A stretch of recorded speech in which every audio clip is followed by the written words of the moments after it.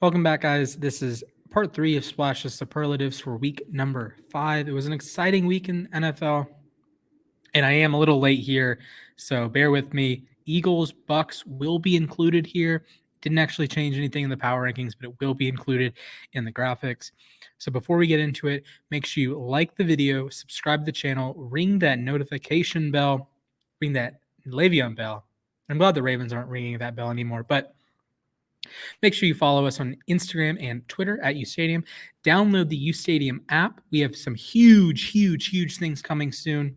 I am super excited about it. And you can follow me at Mr. Splashman19. But let's get into the important thing. Why you're here, the power rankings. I got into an argument about Detroit, Jacksonville. Who's worse? To me, I think Lawrence is a tiny bit better than Jared Goff right now. I think the Jags have better line play, which I didn't think I was going to be saying. Detroit has been rather disappointing line play. I will say that Jacksonville's 31. So, yes, I get it that the Lions should not be 0-5. They probably should have beaten the Ravens. They probably should have beaten the Vikings, but they were outplayed for 55 minutes in both of those games. They somehow have this miraculous comeback. It's like, okay, what are you supposed to do with that? They got outplayed for the majority of the game. So, they should have won. No, they got outplayed most of the way. It wasn't I don't know. Jacksonville, a little bit better at quarterback, a little bit better trench play, better weapons, 1000% better weapons. Even with Shark out, you have Chenault, you have Marvin Jones, you have guys that are like productive members of society. I don't think you have that with Detroit. You have DeAndre Swift, but James Robinson is not much. Like, they're very similar. So both of them are 0-5. They're the bottom two teams. Houston showed me something against the Patriots. I know they blew a huge lead, 15-point lead, I think, or 13-point lead. I get it. I totally get it. But Davis Mills showed something. Defensive line plays well. Brandon Cooks is, Brandon Cooks. So it's a bad 30th ranked team, but I don't think they're as bad as Jacksonville and Detroit. The Jets come in at 29. Zach Wilson, he didn't play all that well. Elijah Vera Tucker did. And when you bring Mekhi Becton back, you might have a rock-solid offensive line. It's weird, but you're going to have four good offensive linemen, and then Greg Van Roten, who is not very good. So trench play, Quinnen Williams has played well in recent weeks, generated a lot of pressure. John Franklin Myers. The Jets have something. Dolphins, it's a mess. They've lost 4 in a row. I'm barely holding on to the "aren't the Jets" joke. Jacoby Brissett is a train wreck. Tua, I believe, is coming back this week. If not this week, then week 8 after the bye week. They do head to London to play the Jaguars. This offensive coaching staff has to go. Number 27, the Washington football team. This is another. They're 2-3. They really aren't playing like a 2-3 team. Their 2 wins are like kind of goofy. They beat the Giants. Congratulations. The Giants aren't very good. You beat the Falcons. Congratulations. The Falcons aren't very good. So Taylor Heineke is a mess. This team is a mess. Defensive line play has been wildly inconsistent. You get one guy popping off, and the rest of the team just forgets how to play football. Speaking of the Giants, this is a Mike Glennon scenario. If Daniel Jones was the starting quarterback, was guaranteed to be the starter, I'd have them a couple spots higher. But here they are. The offensive line hasn't been a train wreck in recent weeks, which is a little surprising. Kadarius Toney was awesome against Dallas, so there's some things to look forward to. I think this is a better team all around than Washington. 25, Atlanta. Matt Ryan is playing really good. Cordell Patterson, Kyle Pitts got going. He nearly made my team of the week. The defense is playing a little bit better than it had been. And I know this is a 2-3 team, but I think of this as a team that's better than 2-3, and a team that if they played Washington today, they beat Washington. If they played Philly today, they honestly probably beat Philly. And then their other game against, they're not beating Tampa, but who knows? It's all about when you play these teams. Remember that. They do have a bye this week. Philadelphia, 2-4. They beat Carolina. Congratulations. They lost to Tampa. Congratulations. Not much to take away from either game. To me, Jalen Hurts has been okay. The defensive line has been okay. Darius Slay was really good week 5, sucked week 6. It's just, this is a totally wishy-washy team. They're 2-4. They don't inspire you to do a lot, but hey, props to them being 2-4. The New England Patriots, they came back, they beat the Texans. That's why they're down 2. So yes, they won. Congratulations, but you had to have this huge comeback against the Texans. Not really the class of the NFL. 22, this is a Russell Wilson out for Geno Smith. With Russell Wilson, they're still in the top 15. I think they're a playoff-ish team. They might not actually make the playoffs because San Francisco and Minnesota, and you get the idea. But you do. I really feel bad for Russell Wilson. He would have been number 1 in my quarterback rankings, and this is a top 15-ish team to me. But no Russ. They head to Pittsburgh. That's a game they probably lose, and you might be looking at like a 3-7 at some point, 2-8. I don't know. 21, Denver. They continue to fall. They've lost back-to-back games. The game against Baltimore wasn't close. The game against Pittsburgh was close, but it wasn't as close as a one-score game will illustrate. Alexander Johnson, congratulations. He's in my all-pro team at the moment, so big props to him. But this is quarterback play. Like I said last week, like I'm going to continue to echo, it is not good for Denver. Pittsburgh, Big Ben is kind of moving out of that con tier. He's slightly improving. He was good against Denver, good secondary, had some nice throws in there, had a beautiful throw to get to Deontay Johnson.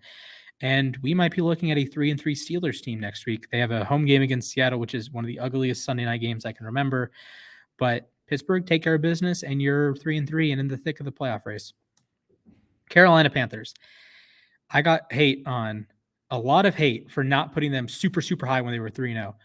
I have this thing called understanding, and I have this thing called patience. If they were actually a top 10 team, they wouldn't have lost to Dallas like they did, and they wouldn't have lost to Philly. But here they are, 3-2 now. So Panthers fans, where are you? Darnold has fallen off a cliff. He was actually a solid quarterback, was a top 15-ish quarterback for the first 3 weeks, has not played anywhere close to that the last 2 weeks. He's been one of the worst quarterbacks in the NFL the last couple weeks. So you're 3-2. You're still in the playoff hunt. You got Minnesota this week, and theoretically, you should beat Minnesota, right? Who knows? Indianapolis, they're probably the best 1-4 team I think you can muster. They have tons of good players. Even Carson Wentz is playing well. Jonathan Taylor's playing well. The offensive line is fine. The defensive line is fine. Leonard and the Rhodes and Willis and Yassine. And what's to complain about? Well, they've played 4 teams that are in the top 10-ish. 3 teams in the top 10 plus Tennessee. Seattle, I will count as a top 10 team with Russ, but like they have been just obliterated by a difficult schedule. And it's not going to look that way because Seattle's 2-3 and Tennessee 3-2, but I get it. But this is a diabolical schedule to start. Now they have some winnable games. They have Houston, they have San Francisco coming up. They have Tennessee again. So you have some winnable games. They could be 4-4 in 3 weeks, but you got to prove it. 17, the Bengals. They did lose. This is a kicker thing with McPherson and Mason Crosby, but they did lose, but I was impressed with what I saw. Jamar Chase had another good week. Joe Burrow had another solid week. The defensive line had a good week. Overall, I think the Bengals are moving in the right direction. They get a +1. This is because Seattle dropped, but I think it's a deserving +1. Vegas, no John Gruden anymore. They are losing steam. I would like to take a victory lap. Several victory laps. After week 3, I said this team was losing steam. They did beat Miami, but I thought Miami was the better team that day. They have been losing a lot of steam the last couple of weeks, got killed by the Chargers, lost at home to the Bears. What was that? Carr hasn't played as well as he started the season with, and you're just kind of thinking, what is going on with this team? And now Gruden's out, and I think that offense is going to take a hit, and this is an offense that they've scored 23 points in 2 weeks. this is not an offense that can afford to lose one of the better offensive minds in the NFL. I don't want to touch on the Gruden situation. We've already done shows about that on the channel, but it's an ugly, ugly stretch for the Raiders. They have Denver this week, which is a kind of a if you win, you have some hope, but if you lose, then you went from 3-0 to 3-3 and everyone's out on you. So congratulations, you have Denver. Bears at 15, big jump. They were at 28. They've won the last two, but it's just the progress to me. It's the defense is playing a lot better. Justin Fields is playing like a competent quarterback, maybe not a good quarterback, but a competent quarterback. Khalil Mack had a nice revenge game. Bill Lazor has been a much better play caller than Matt Nagy had been. So Chicago is moving in the right direction. 14, Minnesota staying in the NFC North. Yes, you beat Detroit. Yes, I said in the Detroit blurb that you were the better team for 55 minutes, but you have to get up on Detroit and beat Detroit. That's the kind of game that you don't want to lose. I know you won, but you don't want to have it close against Detroit. Complained about this with Baltimore, that for as much as I think that both Baltimore and Minnesota just totally outplayed Detroit, you can't get in that situation that you need a last-second field goal from Greg Joseph. So Dalvin Cook is not quite back. Madison played in week 5, had a costly fumble at the end. But if there's anything to take away, Kirk Cousins is moving in the right direction. Number 13, the San Francisco 49ers. They are perhaps the biggest beneficiary of Seattle being down Russell Wilson. Ironically, they are the only team that gets to play, the Cardinals are the only team that gets to play Geno Smith twice, potentially. But San Francisco has a bye week this week, so they'll be unrest. They'll be 2-3 heading into Indianapolis in week 7. But some things I like Trey Lance. I don't think as a quarterback himself, I don't think he's like a good quarterback, but I think he brings something to the table that I like more than Garoppolo. 12, the New Orleans Saints. Jameis Winston's continuing to move up in my quarterback rankings. Marshawn Lattimore has been ridiculous. This is a really good defense that kind of got screwed over by some big plays for the Giants. Kind of like Paulson Adebo got burned by John Ross. Okay, a 4-2-2 guy gets behind your defense. Whoop-de-doo. So offense is coming along. Winston and Kamara and Callaway. But it's overall a goofy situation to be in. I'm trying to get a hair off of my microphone right now. There we go. So goofy situation to be in, but I do think the Saints are a solid team. It should be a playoff caliber team. Same thing with the Tennessee Titans. They stay at 11. Derrick Henry, need I say more? Ryan Tannehill hasn't been quite as good as you wanted him to be, but you're probably going to win the AFC South. You have a tough game against Buffalo this week, but you are at home. And Buffalo is not a team that really cares about stopping the run. So maybe Henry breaks off a couple big runs and they keep it close. That should be a very fun Monday night game. So props to the Titans. They will probably be the first team to clinch their division this year. Number 10, the Cleveland Browns. They're 3-2. They had a brutal loss to the Chargers, just back and forth all game long. And the Chargers score in the last gasp, and it's like, okay, tough loss for Cleveland, got to bounce back. They have Arizona this week, so they very well could be 3-3. So that's not a great spot to be in, especially if Pittsburgh beats Seattle. So you don't want to be tied for third in the division. So you got to try to keep pace. Baker was okay against the Chargers. I think his stats were a little bit inflated by Njoku and company, but a spectacular run game per usual. Chubb will be out against the Cardinals, so I want to throw that out there. But Hunt has been terrific. The offensive line, run blocking wise, has been terrific. The pass blocking, not quite up there, but Teller had a great week. He made my team of the week, so progress, if you will. Number 9, we have the Kansas City Chiefs. It's the defense. It's the defense. I don't have anything to complain about with the offense. Maybe Mahomes is turning the ball over too much. Okay, whatever. The defense has been a catastrophe, and I am a supporter in Spagnuolo, and I know the defenses get better as the season progresses, but I need to be fair and say this defense is not it right now. Week 15, maybe. Not right now. Number 8, the Chargers. They jump up 2. Justin Herbert, man. He is MVP candidate extraordinaire. This offense, Eckler and Williams and Lindsley and Slater, all of them have been spectacular. So they have a huge test against Baltimore this week. They're coming off back-to-back big wins, or 2 out of the 3 games have been huge wins over the Chiefs and the Browns. Now you head to Baltimore. Can you go into a hostile environment and knock off the Ravens? I don't know. Number 7, Dallas. Shout out to the Cowboys for having a W in their name, so I can do the whole W bit. They're 4-1. They are on fire. They just killed the Giants. Even with Daniel Jones in, I think they win that game. Dak has been unreal. Trayvon Diggs has 6 interceptions in 5 games. Parsons and Randy Gregory and Brown, and it's just been an all-around team effort for Dallas. I'm really impressed. They have, 2 guys that should be all-pro guys on the offensive line with Martin and potentially Tyron Smith. So just a fun team all around. You have Cooper and you have Lamb, and Zeke is playing well and Pollard's playing well. Just so many great players. Number 6, Baltimore. Again, they're the most injured team in the NFL. Otherwise, I would probably be a little bit more confident in them. Lamar, if you want to know why he's 2, check out my quarterback rankings or check out my team of the week. He made both.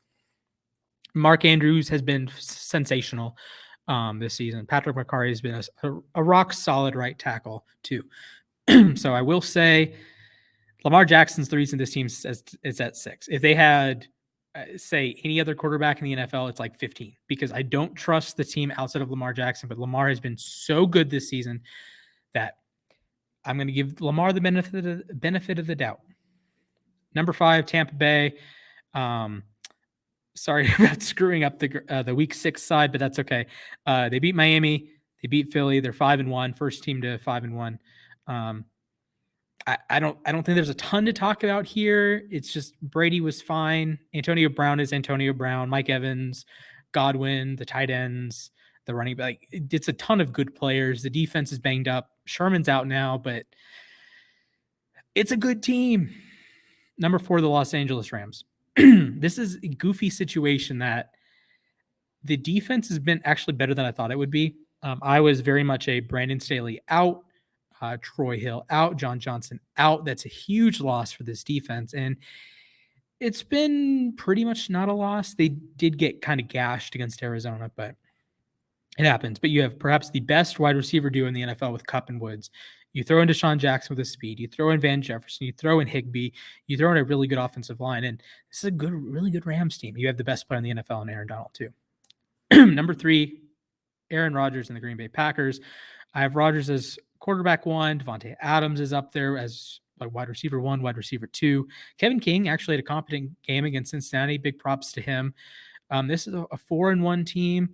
Looking at 5-1 with Chicago, this is a very good team. I know they only beat Cincinnati by 3.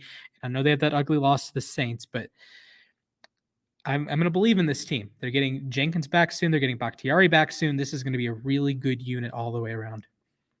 Number 2, Arizona. Nothing to complain about with Arizona. Kyler wasn't quite as good. I guess that's my only complaint, but they took care of business against San Francisco in a lower scoring game. They fall because team number 1 just went off. Kyler is my MVP as of right now. DeAndre Hopkins had a beautiful touchdown catch in this game. Rondale Moore is ridiculous. The defense, J.J. Watt has been playing really well. He could be a Pro Bowl interior guy in the NFC. Budda Baker is a Pro Bowl guy to me. Simmons and Murphy, a lot of talented players on the defense. But number 1, it has to be the Buffalo Bills. They went into Arrowhead, whacked the Chiefs in a game that's a game the last 3 years the Chiefs always win. It's like raining and they're down, and you just know they're going to come back and have this they're just going to have this ridiculous comeback. It didn't happen. Josh Allen played out of his mind. Micah Hyde had a pick 6. I know they were without Milano, so that sucks from him from an all-pro potential standpoint. But man, this is a dangerous team, and Stephon Diggs isn't even playing well. That's how scary this team is. That you're perhaps the number 1 weapon, the guy that I had ahead of Josh Allen in my preseason top 100. He's not playing well at all, really. And Allen's been. I was critical of Allen the first 4 weeks. He had a couple good weeks here and there. He had a really good week 3. He was my team of the week quarterback, but weeks 1, 2, and 4, he wasn't great. Week 5, he was spectacular. So that'll wrap us up for today. Almost 20 minutes here. So thank you guys for watching. Make sure you like the video, subscribe to the channel, ring a ding ding that Le'Veon bell. Sorry for the shadows right now, but that's okay. Follow us on Twitter and Instagram at UStadium. You can follow me at Mr. Splashman19. And with that said, folks, thank you, and I will